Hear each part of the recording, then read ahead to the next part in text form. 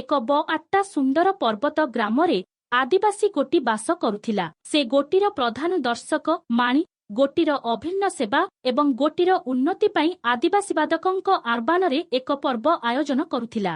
ଏକ ଦିନ ଗୋଟିର ଯୁବକ ମଣି ଏକ କାମୁକର ସ୍ନାନ କ୍ଷେତ୍ର ନିକଟରେ ପଡ଼ିଲା। ତାଙ୍କ କାମୁକର ସବିଧାନ ଶୁଣିଲା ଏବଂ ସେ ବିଚାରଣା କଲା ଆଧାରରେ କିଛି ସମୟ ବ୍ୟୟ କରିବା ନିର୍ଣ୍ଣୟ କରିଲା।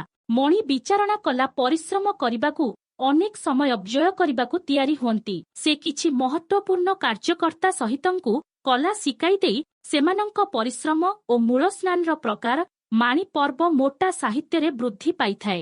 ଗୋଟିରେ ଯୋଗାଣ ପର୍ବ ଅତି ମୂଳମେ ଆୟୋଜନ କରିବାକୁ ନିର୍ଣ୍ଣୟ କରିଲା ଏବଂ ମାଣିଙ୍କ ସମ୍ପ୍ରେଜ୍ୟ କମ୍ପ୍ରେସନ ଏବଂ ଆଦିବାସୀ ଗୋଟିର ସହଯୋଗ ପ୍ରାପ୍ତ କରିଥିଲା।